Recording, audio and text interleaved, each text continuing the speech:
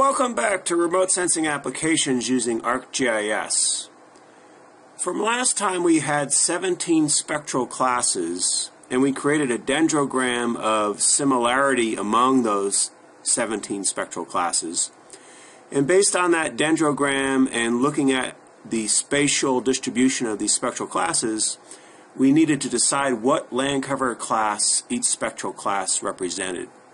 So our next step is to use the reclassify tool and reclassify all the pure spectral classes into one of 6 land cover classes. If you remember from last time, class 2 was a mixed spectral class. It was both water and black spruce. So we're going to reclassify that for now as a 0. So basically what we'll do is class 1, we're going to reclassify to a land cover class of 1 representing turbid water. Class 3, 4, 5, and 6 will reclassify to class 4, which is spruce. Class 7 will reclassify to class 5, which is shrubland. And then class 8 will reclassify to class 4, which is spruce. Class 9, shrubland. Class 10, unvegetated or barren. Class 11, spruce. Class 12, shrubland. Class 13, we're going to reclassify to be broadleaf forest. And class 14 will reclassify to be class 5. Once again, class 5 is shrub. And then class 15 and 17 will reclassify to be broadleaf forests. Class 16 will reclassify to be class 5 or shrub. And then we'll output that to spectral classes reclassified.tif, and then just OK. Okay, so the output of the reclassify tool is a land cover raster where 0 represents a mixed spectral class.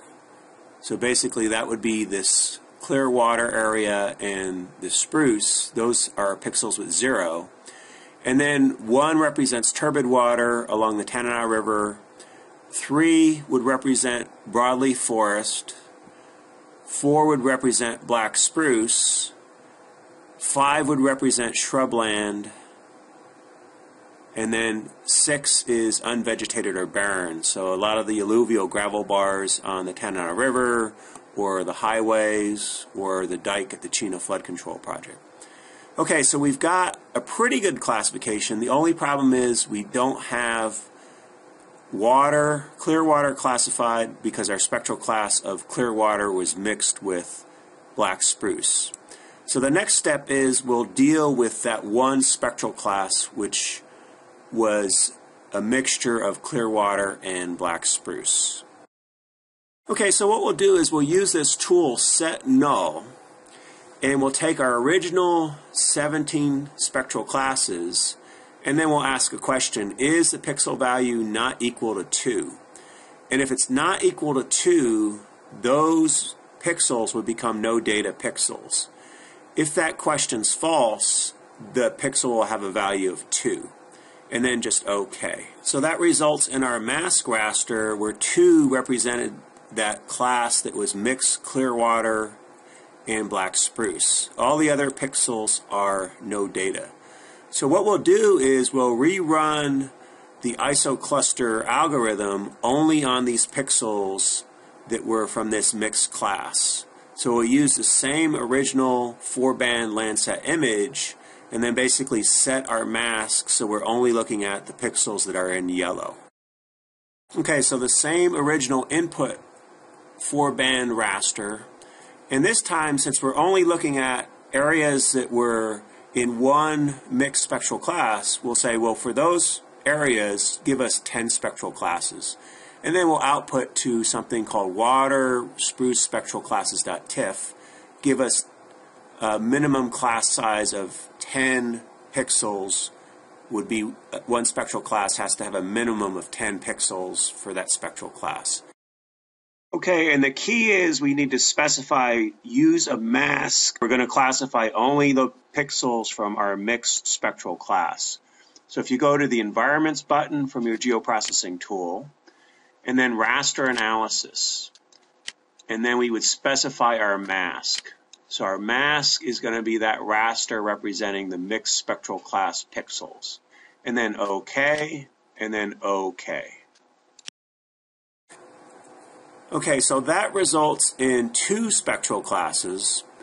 And basically we've got our first spectral class, all those pixels with the value 1 are clear water, so I color-coded those as blue. And the other spectral class, all those pixels with yellow, is class 2, that's going to be black spruce.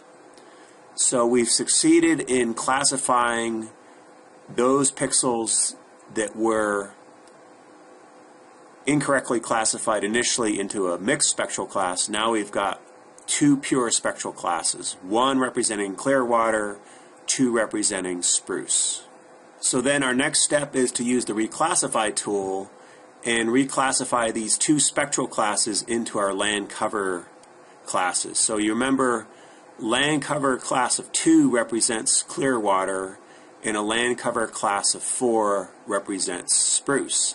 And then all those other pixels that are no data, we're going to reclassify those to have values of 0. And then our output will be waterspruce.tiff. So here's the output from that reclassification. So water class 2, 4 was spruce, and then anything that was no data becomes 0 for these pixels.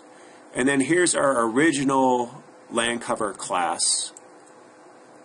So now all we have to do is basically combine these 2 together to come up with our final classification. So to do that, we're going to use a geoprocessing tool called over. Okay, so over basically replaces any pixel this raster is sitting on top of as long as it's a non-zero pixel. So in this example, we had values of 2, they will become replacement pixels, and values of 4 will become replacement pixels over this raster. And anywhere there is a 0 will retain the values from this original land cover raster. And then just OK. And there we have our final land cover raster. And then we could look at our original image. And it looks like we have a fairly accurate land cover classification. So the next step in the next video session will be to do a formal quantitative classification accuracy assessment. So if you go to the Blackboard website, I've got some quiz questions for you that will lead you to the next video session.